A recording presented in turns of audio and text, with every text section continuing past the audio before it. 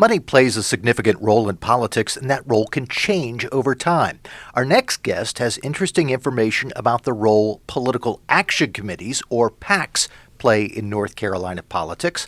Anna Beavon-Gravely is Executive Director of the North Carolina Free Enterprise Foundation, NCFREE.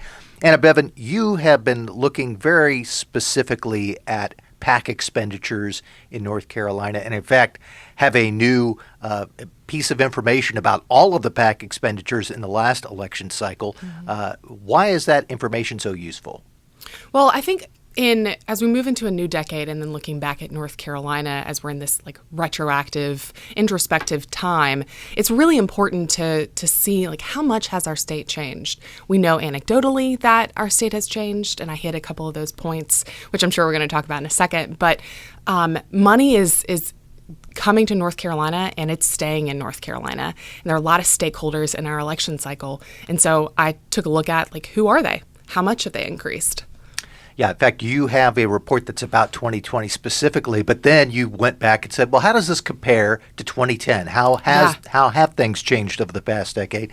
And you noticed, for one, that you don't have the exact same PACs from 2010 to 2020. There are a lot of new players. Yeah. So what I did was I looked at the top 2021 PACs for 2020 and then looked at where they were in 2010. So we could sort of have a little bit of an apples to apples comparison as much as we can.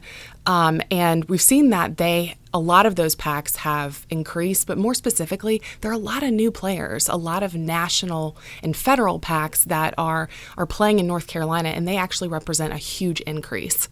In fact, that was one of the key points as you looked at this, is it's not just new, but also a lot of new interest from national groups that we didn't see even just 10 years ago. Yeah, definitely. And so if you look at there's a little over $5 million in PAC spending in 2010, at least the top 20 of the 2010 PACs compared to the top 20 of 2020, and it increases fourfold. And so we're dealing with a lot of change in the top 20. Yeah, just to recap, in 2010, the top 21 PACs were about $5 million, and in 2020, the top 21 PACs, $20 million.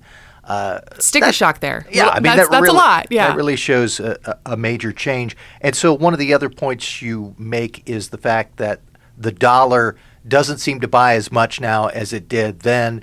To compete with all of these other groups that are spending, you had to spend a lot more. Oh, yeah, absolutely. I mean, North Carolina has gone from a state of relative obscurity or just normal political landscape to a state where we're on the smart board of every national television show during the election cycle. So with that comes a lot of noise and a lot of political players and a lot of people who want to make a difference and influence minds during the election cycle.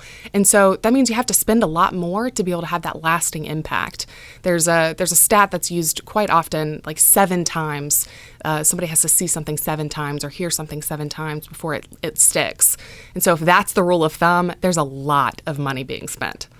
We're going to ask you in just a bit for a web address where people can get more of the details of this. But I am looking at a chart right now, and I notice right off the bat that the top 3 lists of the 2020 PACs were not on that 2010 list, and they all seem to be Democratic groups. That is an interesting piece of news that in was and of not itself. lost on me either. I think that there's something, because we're going to be doing some additional analysis on independent expenditure spending in the state, and then some more in-depth work on PACs. But this was a standout for me too on the influence of purely Democrat ideology being pushed through these PACs. It's hard to make an argument that they're not pushing for a liberal or Democratic agenda.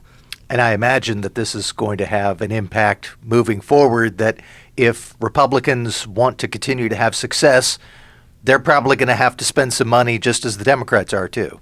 Yeah, absolutely. And I mean, we saw the articles and the stories coming out of North Carolina, just how much Democrats were spending over Republicans, and it matched these numbers actually. But when we look at other ways that Republicans are spending money, I think we're going to see a different story when it comes to independent expenditure spending.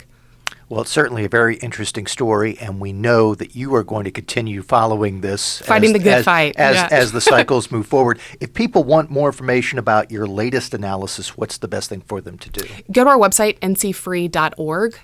From there, you can find out more about the top 20 PACs or 21 PACs that we've highlighted on our data dashboard, and then you can see this particular piece in our blog post. Anna Beavon-Gravely is Executive Director of the North Carolina Free Enterprise Foundation, NCFREE. Thanks so much. Thank you.